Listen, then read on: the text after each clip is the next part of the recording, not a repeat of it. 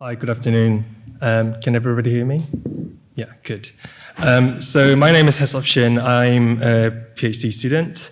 And today my talk will be about how agent-based modeling can work with R through the package called nlrx.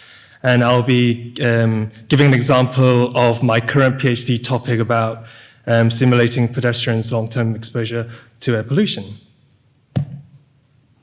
So this is a table of contents, and just to note that there are the files, codes, and tutorials down below. Whoops. Yeah, on tiny.cc/nlrx. So if I run out of time, you can go and look at my slides and also my codes and figures and stuff. So I'll briefly talk about my project objective.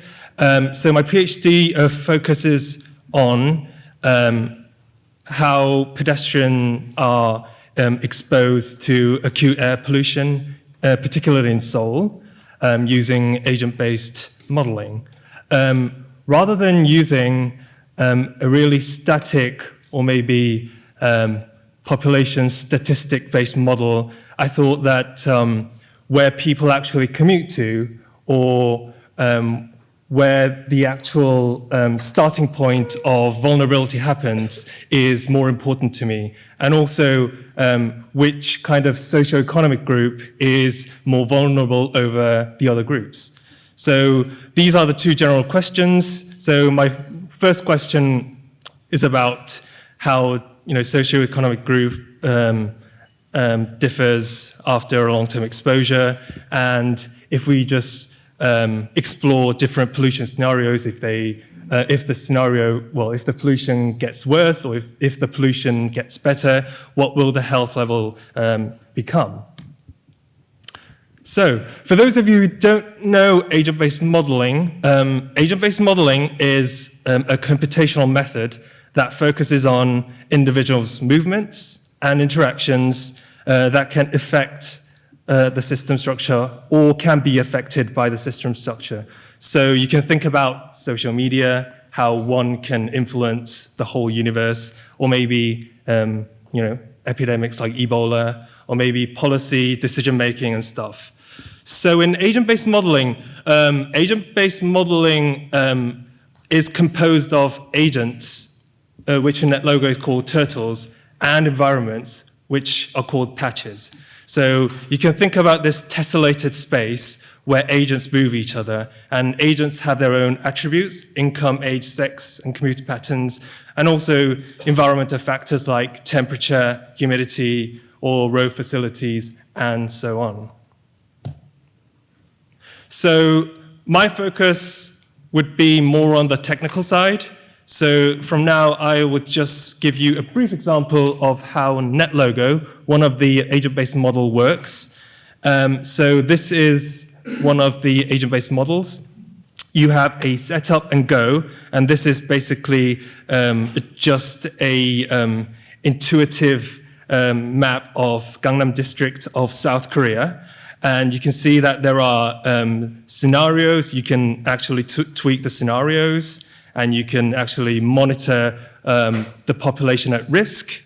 And you can look at the dates, which I've retrieved from the Seoul Institute.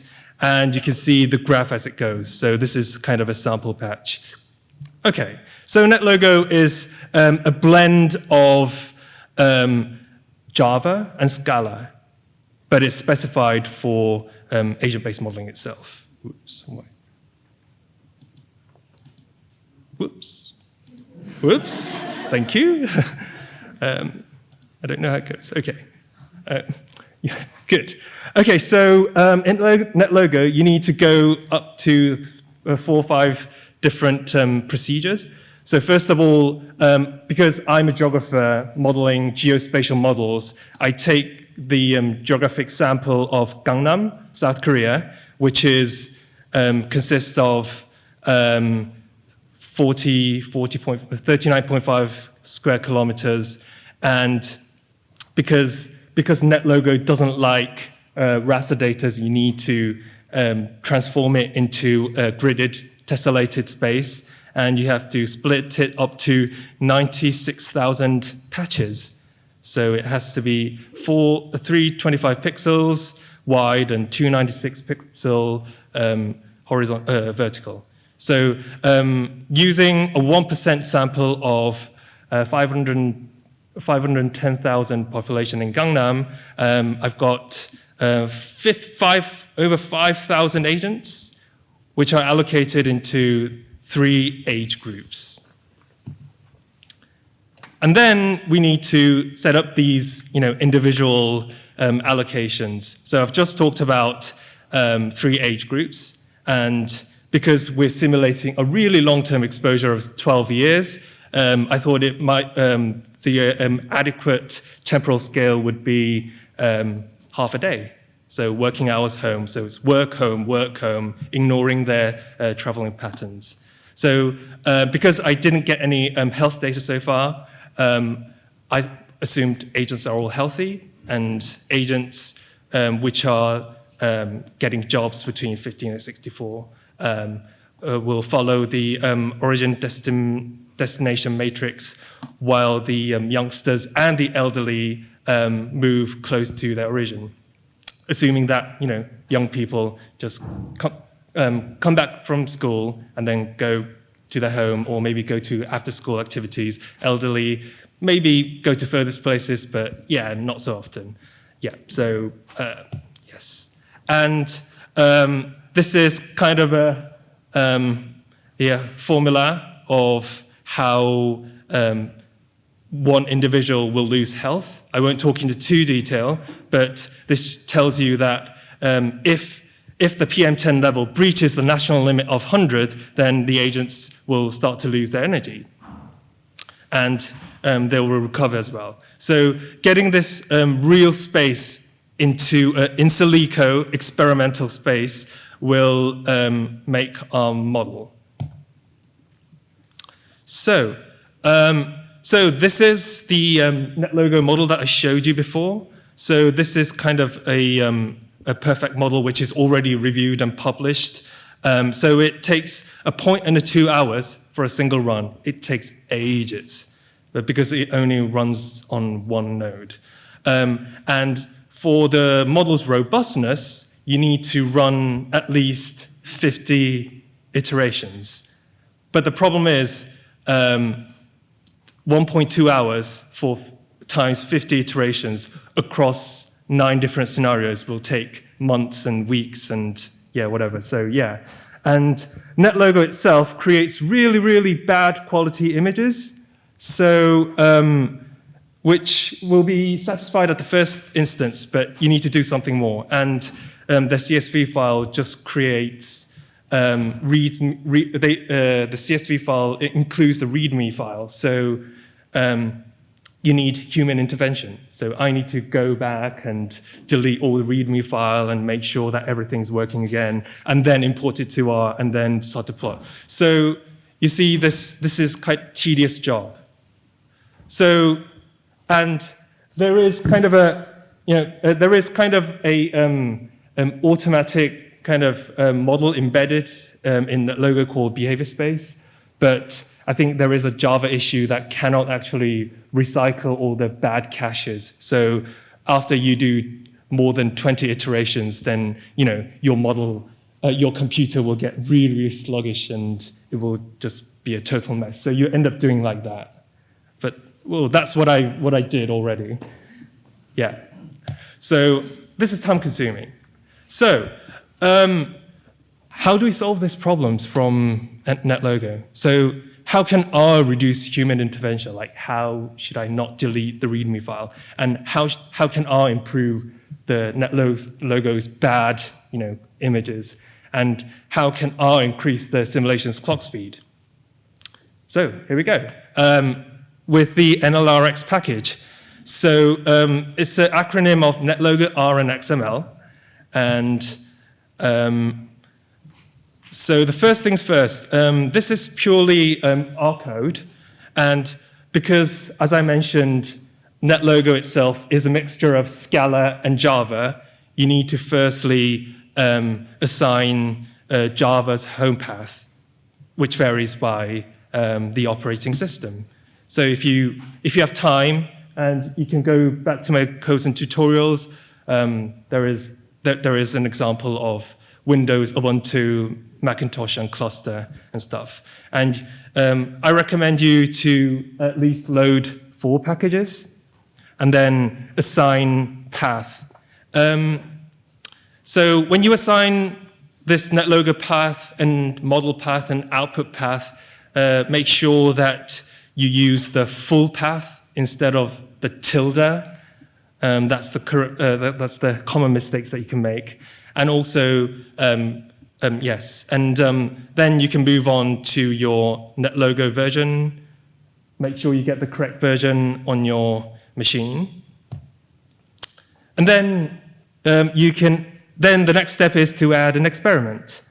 My experiment name is Soul and output path, and I only wanted to do 1 repetition as an example, and set up and go, and then you can actually choose which part of the simulation you want to use as an analysis. And then you can use like different parameters. I won't go into too detail, but I'm happy to receive questions later on. And then, as I said, you can actually manipulate your turtle information, agent information, and also the patch information as well. And then you need to do some iteration sampling, and then you basically run your model, and then you get your result. I just want to mention this. So since I said 1.2 hours per simulation, this is how I calculated it. So firstly, you set your initial time and run your results and subtract the current time from your initial time.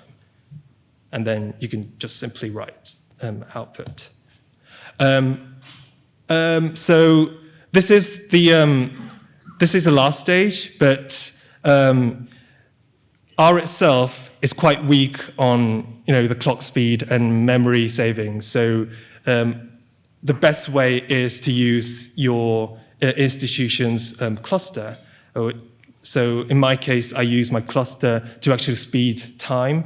So in my case, I have a really good laptop, which took me an hour and 10 minutes. But with the power of HPC, it only took me 20 minutes. So there you see the speed.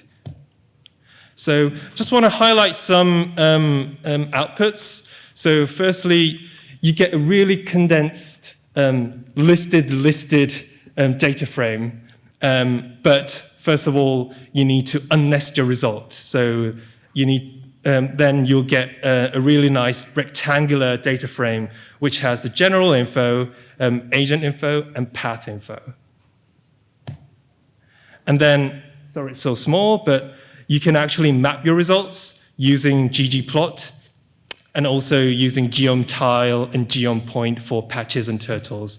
And there you see the number of unhealthy population from 5,000 ticks to 8,700 ticks. Then you can just basically estimate that the young and the elderly are quite starting to get vulnerable at the early stage. And you can also do lots of applications like this, like density plots, and also GG animates. So you can do a bunch of different applications as you go through. And you can also use a grid extra package and direct labels for high quality images for journal publications or maybe public presentations and so on. So this tells you that the risk population, starting from 5,000 ticks, from the very beginning to the end, and you can see how the risk populations change over time. And you can also use the grob function from grid extra to put it inside your ggplot. And that shows, that only shows the on the final day, the range of uncertainty. So you can see that how uncertain your agent-based model is. So that was a quick skim through. I didn't mention any of the background context or anything, but in content-wise, just want to highlight two things. So disparities in health outcomes are likely to depend on demographic status, as you have seen. And when the vulnerable group is exposed over a long period, road proximity is likely to matter health degradation. And R and nlrx, if you look at the packages, basically more than a half, you need to focus on strengthening your codes in NetLogo first, and then putting some effort in your R codes. And then if you need some more computing power, then move on to your clusters. So nlrx works as a compiler, and then nlrx can actually toss on to tidyverse plots and animations and so on. As a final slide, so thanks to the developer, Jan, I found that it's time-saving. It's just a paragraph of codes and solves my fat finger issues. I made some mistakes when I deleted the README files when I first kind of modeled NetLogo. And finally, the convenience. So you don't need to actually install RJava installation to actually model spatial data. So it really helps when you use Ubuntu machines. It kind of collides when you use Ubuntu and Macintosh machines. And they're very silent. And they can code categorical values, which couldn't have been done in the previous RNetLogo packages.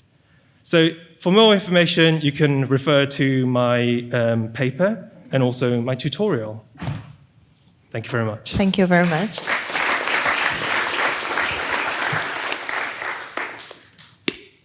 Your questions? We have time for some questions.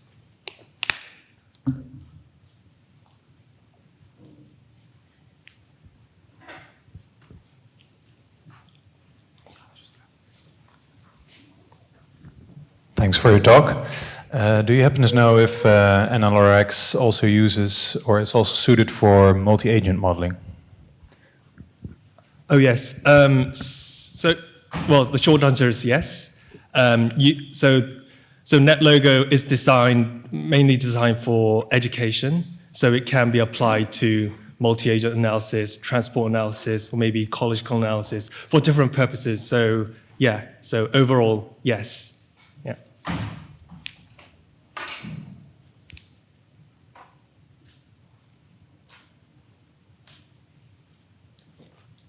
Any other question?